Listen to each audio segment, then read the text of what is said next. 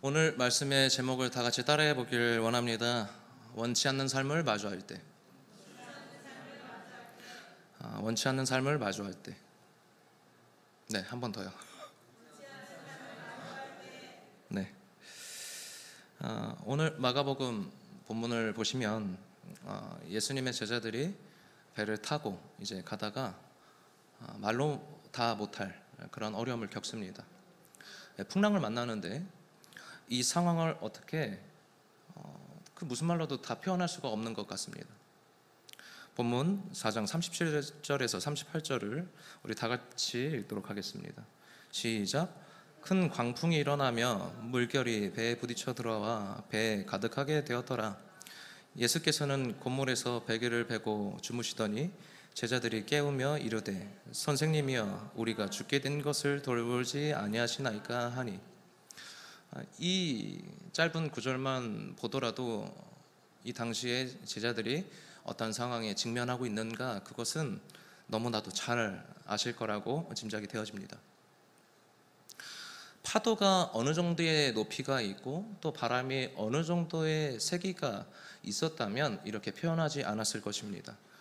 그런데 우리가 죽게 되었사오니 이렇게 말할 정도의 파도와 바람이었다면 이들이 본인들의 능력을 가지고 어떻게 해결하지 못하는 상황이다라는 것입니다. 오늘 이 말씀을 준비하다가 제가 항상 TV를 조금 틀어놓습니다. 유익한 TV를 틀어놓는데 여러분 그 몇 해 전에 방영했었던 어쩌다 어른을 좀 잠깐 봤었거든요. 그 어쩌다 어른 강연 중에서 한 강사가 잊지 못할 임팩트를 주는 짧은 유튜브 쇼츠도 있고 또 그런 영상들이 있는데 제가 찾아봤습니다. 강신주 교수라고 되게 희귀한 이력을 가지고 있어요. 이분이 어떠한 이력을 가지고 있냐면 공대 출신인데 철학 박사까지 된 분이거든요. 공대 출신에서 인문학으로 간 그런 케이스인데 이분이 강연에서 이런 이야기를 해요. 여러분 보셨을 것 같아요. 왜 인간은 과거가 더 행복하다고 느낄까? 그것은 행복에 대한 안목이 좁아서 행복으로 보일 뿐이다. 우린 똑같이 힘듭니다. 똑같이 죽을 때까지. 젊음은 젊어서 부럽고 늙음은 늙어서 불행하다? 이런 말은 다 헛소리입니다.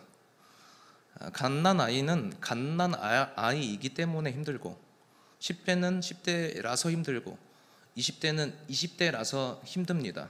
30대는 30대라서 힘들고 50대부터는 50이라는 숫자 때문에 힘듭니다. 이렇게 얘기를 하더라고요.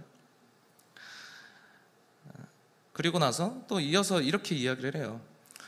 아주 어렸을 때 엄마가 아픈 것도 안 보이고 맛있게 밥을 먹었는데 조금만 더 자라면 이해하는 폭이 넓어져서 그 밥이 그렇게 달게 느껴질까? 사실은 변한 것은 하나도 없습니다. 우리의 인식이 변하기 때문입니다. 살아가는 것은 행복만 하지 않습니다. 힘듭니다. 힘들어요. 먹고 사는 것도 힘듭니다. 어차피 살아내는 건 힘이 들어가는 것입니다. 배부름은 오래가지 않습니다. 순간의 찰나일 뿐.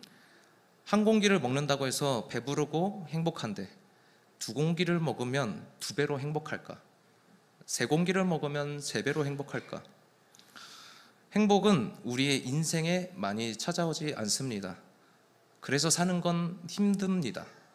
그래서 사람들은 때론 사랑을 합니다.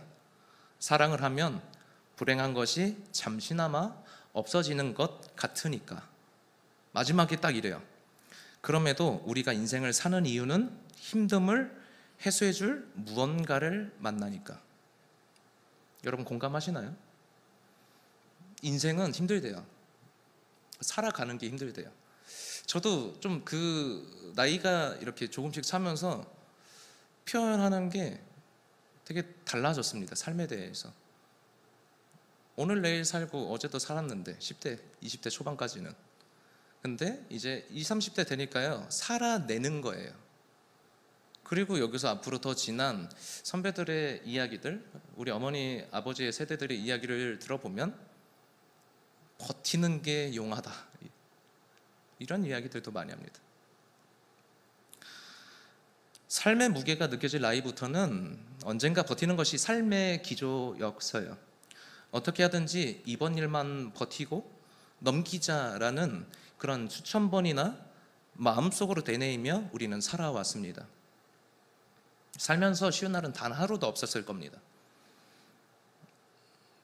하루에도 수천 번씩이나 오늘을 잘 버텨야 된다, 오늘도 잘 견뎌야 된다, 이런 마음에 굳은 다짐을 가지고 하루하루를 버텨왔을 것입니다. 그런데 중요한 건 앞으로도 버텨내야 할 일들이 참으로 많습니다. 이 말이 정말로 체감되시는 분들, 저를 포함해서 참 슬픈 현실이기도 하죠. 언제 해소가 될까라는 그러한 희망찬 작은 소소한 내용인데 참 힘듭니다. 살아가는 게 힘듭니다. 또 버티는 것 또한 그만큼 힘이 듭니다. 여기에 대해서 조금 더 소개하고 싶은 글이 있습니다. 유명한 책이에요. 여러분 아프니까 청춘이다 한번 읽어보셨나요? 네, 제목이라도 들으셨던 분들은 이해하실 겁니다. 네, 여기서 이 책을 쓴 서울대학교 이 김난도 교수가 다른 책을 또 썼어요. 한번 기회가 되시면 읽어보셨으면 좋겠는데 제목이 이러합니다. 1000번을 흔들려야 어른이다. 1000번을 흔들려야 어른이다. 이 책에서 저자는 이렇게 소개를 합니다. 이제 겨우 어른이 되려는 그대여, 진짜 인생에 들어온 것을 연민으로 환영한다. 그리고 건투를 빈다. 그러면서 더 붙여서 풀어내는 말이 이렇습니다. 일정한 나이가 되었다고 해서 어른이 되는 것이 아니고, 또 그때가 되어도 여전히 흔들릴 수 있고 아픔 또한 있을 수 있다. 흔들려라. 흔들려야 어른이 된다. 인생에서 아무런 경험도 없는데 한 번도 넘어지지도 않고 척척 걸어 나가는 사람은 없다. 공감하시나요? 여러 번 겪은 일들이 여러 번 다시 다가올 것 같은데 우리는 같은 환경, 같은 상황, 같은 시점과 시각, 나이대 다 다르게 겪어보지 못한 일들이 수만 가지 앞으로 벌어질 것입니다. 그리고 그렇게 살아왔습니다. 이런 관점으로 오늘 본문 말씀을 묵상을 하다 보니까 너무나 많은 현실의 이 풍랑, 파도, 우리 인간의 힘으로 어떻게 할 수 없는 그러한 상황들을 또 그런 것들로 많이 힘들어하는 신앙을 가진 우리 그리스도인들을 참 많이 목도하게 됩니다. 그렇지만 우리는 소망해야 되고 또 마음속에 소망을 품어야 됩니다. 주님께서 가장 선한 방법으로 우리가 알지 못하는 그 방법으로 어떻게 해서든지 그의 말씀으로 힘주시고 또 용기 주시고 그렇게 다시 이 풍랑을 싸워 이겨내기를 소망합니다. 이러한 결로 우리가 함께 오늘 말씀을 살펴보기를 원하는데, 본문을 간만히 이렇게 천천히 읽다 보면 납득되어지지 않는, 이해되어지지가 않는 몇 가지가 있습니다. 첫 번째는 무엇이냐면 예수님이 그 배에 타고 계십니다. 그런데 예수님이 타고 계신 이 배에 풍랑이 찾아왔습니다. 이것 자체가 우리는 이해가 되지가 않습니다. 또 두 번째 이해가 되지가 않는 것은 지금 제자들이 풍랑을 맞닥뜨려 가지고 이 배에서 생사를 다투는 어려움 가운데에 놓여져 있는데, 이 더 놀라운 것은 풍랑을 선사하신 분이 바로 예수님이다라는 거예요. 마태복음 4장 35절, 그날 저물 때에 제자들에게 이르시되 우리가 저편으로 건너가자 하시니, 제자들은 지금 예수님의 말씀에 의거하여서 순종하여서 어떻게 했습니까? 건너가요. 건너가는 와중에 뭐예요? 그 결과가 절망적인 고난으로 맞닥뜨린 것입니다. 여러분, 이게 이해가 되십니까? 순종했는데, 예수님의 말씀에 깊이 있게 순종을 했는데 절망을 맞닥뜨린 거예요. 또 다른 세 번째 이해가 되지 않는 부분이 있는데, 제자들이 지금 죽을 고생을 하고 있는데 예수님이 바로 도와주시지 않는 상황입니다. 오히려 도와주시지는 않고, 바로 도와주시지는 않고 이 제자들을 꾸짖습니다. 4장 40절에 이에 제자들에게 이르시되 어찌하여 이렇게 무서워하느냐, 너희가 어찌 믿음이 없느냐 하시니, 이렇게 사실 인격적인 인품이 있는 사람들이라면 꾸짖을 상황이라는 것이 이해가 되십니까? 야, 너희들 무슨 일이야? 놀랬지?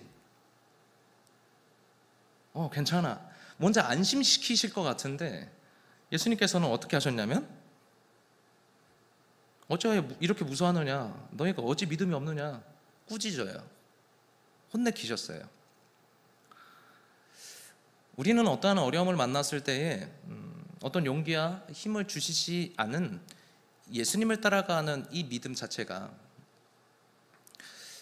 어떤 감정도 없어야 되고, 그냥 기계적으로 따라가야 되고, 그냥 기계적으로 감사만 해야 되는가, 그렇게 기계적으로 기뻐해야 하는가, 그런 걸 원하시는가, 그런 물음에 동의를 하지 못하기 때문입니다.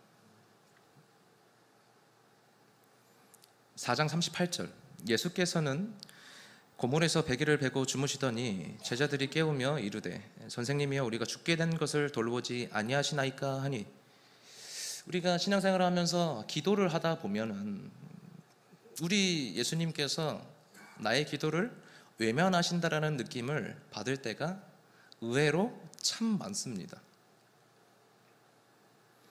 안 들어주시는 것 같고, 지금 이 고물에서 베개를 삼아서 주무셨던 예수님처럼 주무시는 것 같기도 해요. 그렇게 이해가 되지 않는 것이 우리의 신앙생활의 모순일 것입니다. 그렇지만 우리는 반드시 알아야 합니다. 우리는 그 답을 알고 있어요. 여러분, 답이 무엇이죠? 선하신 하나님, 인자하신 하나님, 공의롭고 사랑이 풍성하신 하나님, 이렇게 알고 있기 때문에 그 답을. 그렇다면 그 하나님께서, 그 예수님께서 우리를 왜 그렇게까지 밀어붙이셨는가? 그것은 바로 의도가 있다라는 거예요. 예수님께서는 이렇게 제자들을 대하신 의도가 분명히 있다라는 사실을 우리가 알아야 합니다. 이 모든 문제를 일맥상통하는 구절이 있는데, 마가복음 4장 35절입니다. 그날 저물 때 제자들에게 이르시되 우리가 저편으로 건너가자 하시니, 왜 이 구절이 일맥상통하는가? 여기서 연결되어지는 앞선 단락을 바라보셔야 해요. 그날 저물 때의 앞에 나오는 내용들을 우리가 다시 한 번 더 확인을 해야 합니다. 그렇다면 그날 저물기 전에, 날이 밝았을 때는 예수님께서는 무엇을 하셨는가예요. 제자들에게. 마가복음 4장의 1절부터 쭉 바라보게 되시면은 예수님은 가르치셨습니다. 많은 비유로 열거하셨고, 많은 비유로 하나님의 나라를 친히 알려주셨습니다. 그 가르침이 있고 난 다음에, 그 다음에 나오는 게 바로 뭐예요? 그날 저물 때에입니다. 그날 저물 때에 예수님께서는 의도하신 바를 가지고 어디로 보내세요? 갈릴리로 보내시는 겁니다. 아무 이유 없이 너 혼 좀 나봐라, 너 정신 못 차렸지? 아까 전에 내가 뭐 가르쳐 줄 때 너 졸았지? 이런 게 아니에요. 예수님께서는 분명히 그 의도를 가지고 이끌어 주시는 모습을 우리가 알아야 합니다. 그러니까 날이 저물기 전까지는 어떻게 했어요? 많은 비유로 하나님의 나라를 가르쳐 주셨고, 그리고 난 이후에는 어떻게 해요? 그 가르치심을 써먹을 수 있는 현장의 자리로 보내신다라는 사실입니다. 하나님의 나라는 왜 가르침을 가지고 현장으로 가야 하는가, 이 부분에 우리는 주목해야 하는데, 고린도전서 4장 20절입니다. 하나님의 나라는 말에 있지 아니하고 오직 능력에 있음이라. 오늘날 우리가 하나님의 나라를 대해서 이 삶에서 발휘하기 위하여서는, 성숙되어지는 공동체를 위해서는 말씀을 통한 이 가르침이 이제 현장에서, 삶의 현장에서 발휘돼야 되기 때문입니다. 삶의 현장 가운데서 우리는 죽을 것 같은 난관과 고난과 어려움을 만나고 어떻게 해요? 그분의 의도하신 바를 알아가는 겁니다. 그래서 고난과 어려움이 필요하다라는 사실입니다. 우리가 이 제자들처럼 절규하고 외치고 우리가 죽게 되었습니다 이렇게 이야기할 수 있는 그런 상황에 놓여 있더라도 하더라도, 예수님께서는 바로 우리에게 의도하신 바가 있다는 사실입니다. 우리 주님이 말씀으로 가르치신 그 모든 것을 응축해서 설명하자면, 하나님 나라의 위대하신 왕 예수 그리스도가 우리의 삶 가운데서, 현장의 자리에서 선포되어야 한다. 너희들이 말로만 알아서는 안 되고 지식으로만 남겨두어서가 아니라 너의 삶의 자리에서, 그 현장의 자리 가운데서 예수가 증거되는 삶이 바로 하나님 나라의 실천이다라는 사실을 오늘 본문에서 우리에게 여실히 말씀해주고 있는 사실입니다. 앞서서 그 짧은 강연을 제가 소개를 해드리지 않았습니까? 인생은 자기 뜻대로 되지 않아요. 그런데 가족의 구성원 보시더라도, 내 부모를 보더라도, 내 자녀를 보더라도, 그리고 교회 안에서도 마찬가지입니다. 교회 안에서, 이 공동체, 믿음의 공동체 안에서도 서로 바라보았을 때 친하게 되면 서로 간의 그러한 일들과 사연들을 다 알게 돼요. 그러할 때 우리는 더욱더 여실히 증명된 것을 알 수가 있는데, 인생은 호락호락하지 않고 인생은 우리의 계획대로 잘 되지 않는다라는 사실이에요. 저도 이 말에 너무 공감을 합니다. 예기치 못한 그 그림들이 그려질 때가 너무 많아요. 나는 예수 그리스도를 인격적으로 만나고 하나님을 내 주인이라고 여기면서 살아왔는데, 예기치 못한 그림들이 우리 삶 가운데서 그려져서 당혹스럽게 만들 때가 참 많습니다. 그런데 주님께서는 우리와 다른 시각이 있는데, 그 그림이 우리에게 더 유익할 수도 있다라는 사실을 제시해 주는 부분입니다. 모든 인생길 가운데 험한 길을 만날 때가 훨씬 더 많은 법이에요. 그 험한 길을 만나서 힘들어하면서도 절대로 좌절하지 않고 포기하지 않고 낙심하지 않고, 그렇게 주님께서 만들어주신 그 길을, 예비하신 그 길 위에서 계속 뚫어내 가면서 나아갈 때 반드시 주님의 의도하신 그 길 안에서 주님을 만난다라는 것입니다. 그러니까 우리는 포기하지 말아야 돼요. 좌절하지 말아야 합니다. 참 세상 사람들은 우리들을 보고 야, 저거 무서운 사람들이다 이렇게 이야기할 수 있습니다. 근데 그들이 세상에서 투자 쓰리잡 하면서 살아가는 그 열정만큼, 그 이상의 열정은 우리는 반드시 예수 그리스도만 바라보고, 그분이 우리의 해답이 되시고 그분이 우리의 삶의 주인 되심을 우리는 믿고 나아가는 바로 믿음입니다.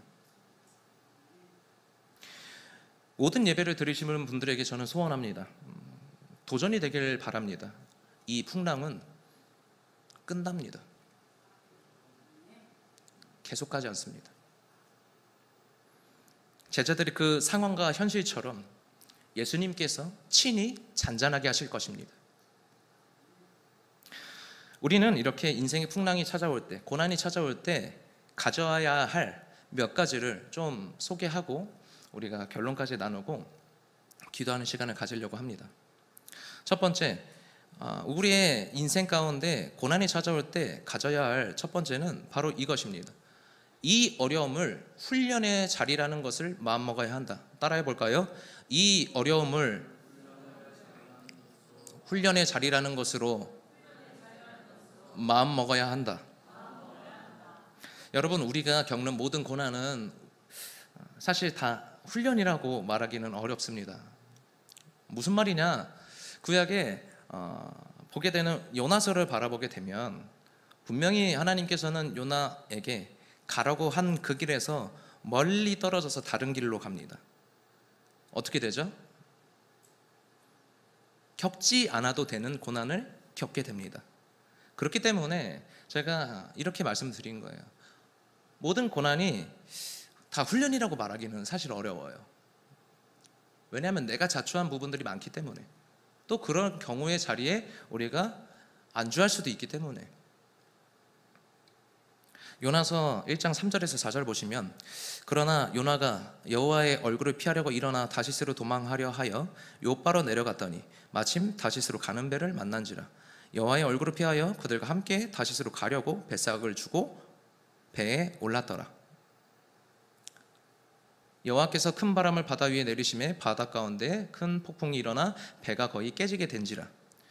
이 상황을 가지고 요나가 받는 고난의 이유에 대해서는 우리가 거룩하게 열거하면 안 돼요.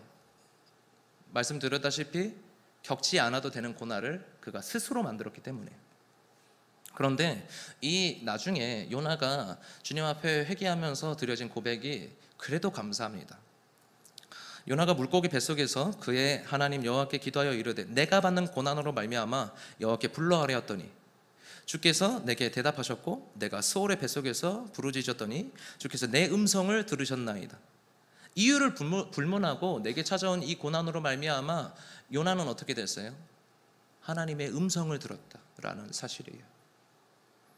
이 어려움을 그도 훈련의 도구로 만들었다. 또 이와는 결이 다른 인물이 한 명이 더 있습니다. 역경의 대명사 구약에 한 명 있죠. 고난의 대명사 누구이죠? 욥입니다. 욥. 욥이 어떻게 그렇게 시험을 당하고 그렇게 주변인들과 언쟁과 논쟁을 벌이기도 하고 그 많은 스토리를 여러분들 잘 아실 거라고 믿습니다만, 욥의 마지막 고백이 참 인생을 들어서 한 고백입니다.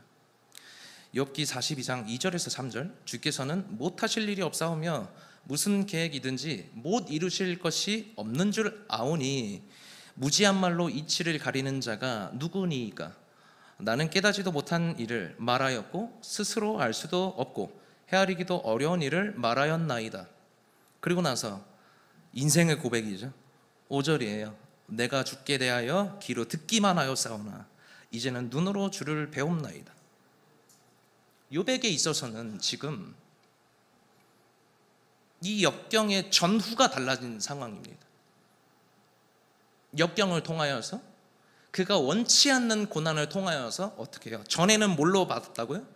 전의 모습은 귀로만 듣기만 하였다가 후에는요, 눈으로 주를 배움는다. 엄청난 변화입니다. 귀로 듣는다라는 것, 내가 그냥 짐작만 한다라는 거예요. 내가 누군가의 이야기로도 들을 수도 있고, 내가 그냥 음성이 희미하지만 들었다라고 이야기할 수도 있는 이 상황 가운데서 역경과 고난을 통과한 욥은 그 후의 모습이 어떻다고요? 어떻다고요? 눈으로 주를 배운다라는 거예요. 눈으로. 확실한 주님의 형상, 확실한 주님의 은혜를 어떻게 해요? 만난다라는 사실입니다. 여기 살아오시면서 많은 고난들 가운데 노출되시고 또 이기셨던 분들이 여기 대다수이실 거라고 생각이 들어지거든요. 근데 그 당시에 우리의 모습을 한번 떠올려 봤으면 좋겠어요. 인간적인 생각과 마음이 들죠. 왜 내게 이런 일이 벌어졌는가? 나는 그 예상치도 않았었던 그 그림을 내가 그리지도 않았다. 나에게 이런 일이 벌어질지도 몰랐다. 우리는 이렇게 생각을 하고 마음 먹습니다. 그렇지만 역경과 고난을 통한 욥의 고백처럼 그 어려움을 통하여서 피부로 체감되어지는 예수 그리스도, 이제 내 눈으로 바로 볼 수 있게 되는 예수 그리스도, 그것을 우리가 경험케 되는 놀라운 은혜가 펼쳐지길 소망합니다. 오늘 말씀에도 낮에는 많은 사람들과 제자들은 함께 배웠어요. 함께 하나님의 나라에 대해서 많은 비유로 하나님의 나라에 대해서 가르침을 받았습니다. 그렇지만 날이 저물고 나서 밤이 되었을 때는 어떻게 됐죠? 제자만 남게 돼요. 여러분 삶 가운데에 풍랑을 마주하게 되신 분들이 있고 또 어려움을 통과하고 계신 분들이 있다면 반드시 믿으셔야 되는 게, 주님께서는 나를 제자로서의 삶으로 허락하신 삶이구나. 확실하죠. 이건 확실합니다. 그래서 이런 원리를 깨닫지 못하면 우리는 계속해서 낭망의 자리, 우울의 자리에 놓일 수밖에 없습니다. 저는 이러한 의미에서 우리 모두를 축복하고 싶습니다.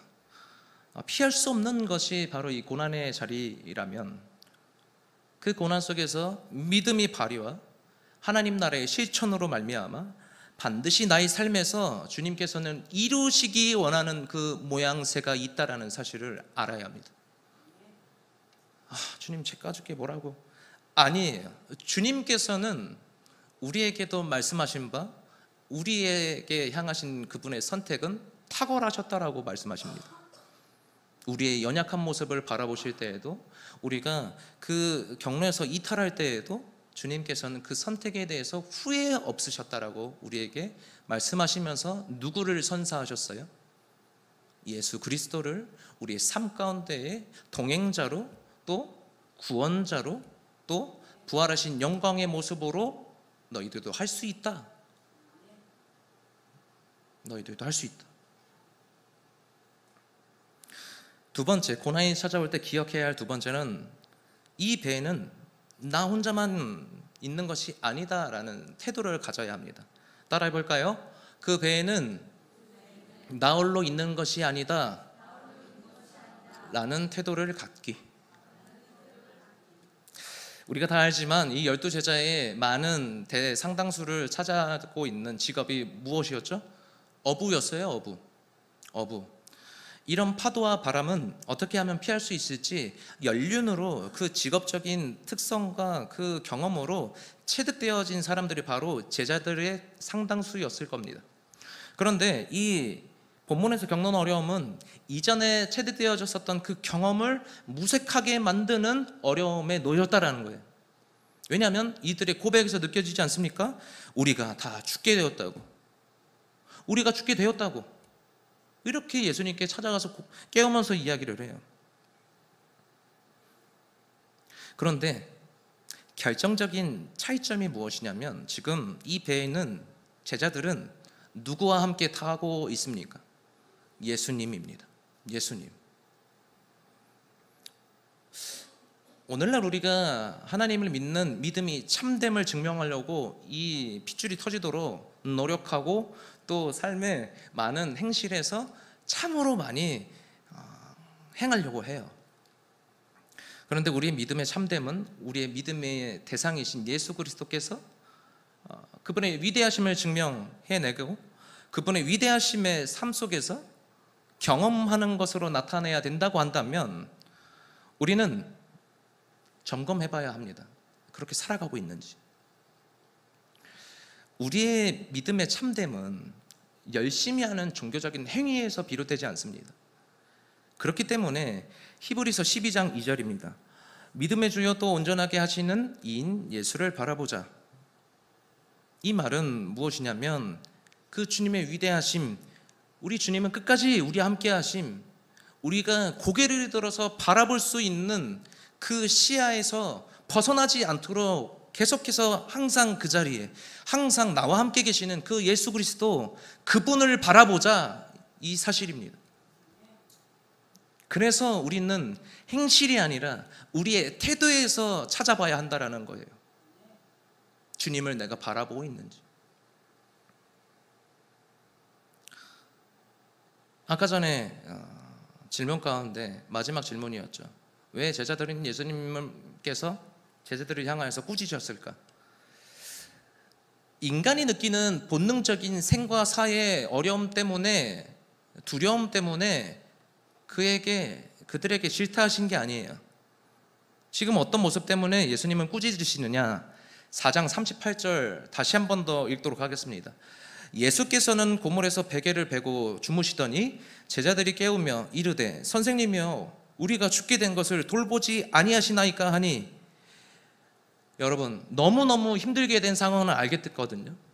우리가 그 고난 때문에 힘들다라는 것은 아는데 예수님이 타고 계시는 그 배가 어떻게 가라앉겠냐라는 거예요. 우리가 망하게 됐습니까? 이들이 망하게 됐습니까? 아직 가라앉지도 않았어요. 그런데 이 제자들이 가지고 있는 모습이 뭐예요? 어려움을 확증 편향하는 거예요. 아직 가라앉지도 않았는데, 예수님께서는 아직도 주무시고 계시지만 가라앉지 않았어요. 근데 어떻게 말해요? 우리가 죽게 되었다고. 그 12명 중에 누구 하나 죽은 사람이 있습니까? 없어요.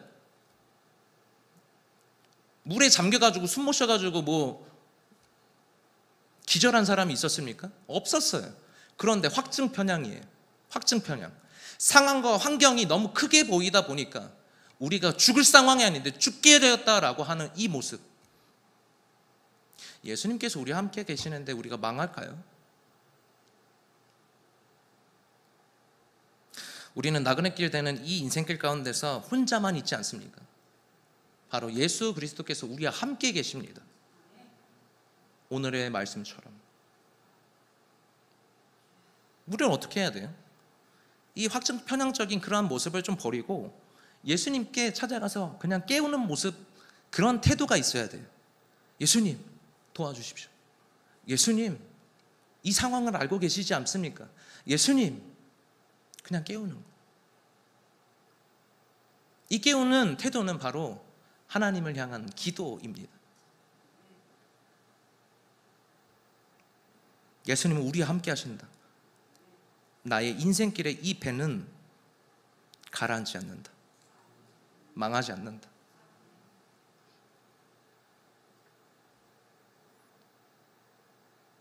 힘든 건 이해가 됩니다. 그런데 확증 편향하시면 안 됩니다. 죽지 않습니다. 절대 혼자 죽게 내버려 두지 않으십니다. 그분이 바로 예수 그리스도고, 십자가에 달려 돌아가시기까지 끝까지 놓지 않으셨고, 죽음으로 끝났으면 절망이었지만 희망으로 바꿔주는 사건이 있지 않았습니까? 그것이 바로 부활하신 영광의 주님을 다시 만나게 하신 그 사건을 2000년이 지난 지금에도 흘러넘치게 하셨습니다. 흘러넘치게. 저는 믿어요.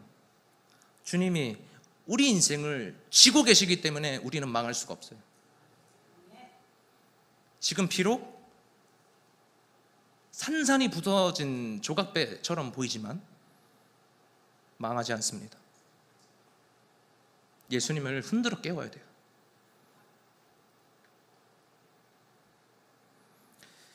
주님께 대한 이 확신으로 가득 찬 고백이 우리 모두에게 터져나오길 소망합니다. 결론입니다. 우리의 삶은 우리가 의도하지 않았어요. 오늘의 제목처럼 어려움이 찾아올 때 의도하지 않은 모습이겠지만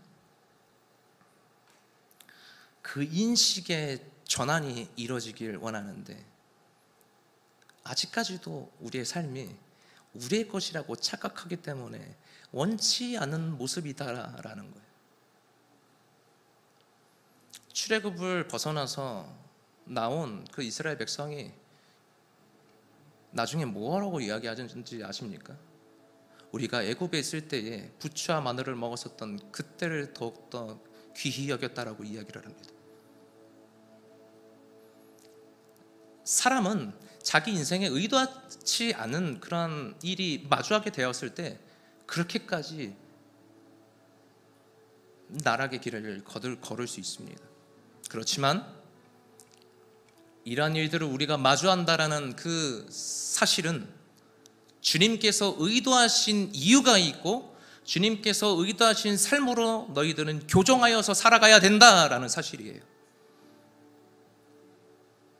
의도하신 이유가 있습니다. 어려움을 겪고 지나가야 되는 그 시간과 그 긴 싸움이 될 거예요. 그렇지만 주님 함께 하신다라는 그 믿음 흔들리지 않아야 할 것입니다. 우리는 상황과 환경이 너무 크게 보이기 때문에 그 모든 것을 조율하시고 품으실 수 있는 예수 그리스도의 그 품과 능력과 이적과 표적과 그 모든 것들을 바라보지를 못해요. 상황과 환경이 체감되어지는 것이 더 너무 짜릿하기 때문에. 그렇지만 예수 그리스도를 통한 말씀의 확신, 말씀과 더불어서 살아가는 참된 그리스도인은 그 모든 것들을 뛰어넘을 것입니다. 더 전율을 느끼실 만한 은혜가 오직 예수를 통하여서 선사되어질 것입니다. 우리 시간에 다 같이 기도하도록 하겠습니다.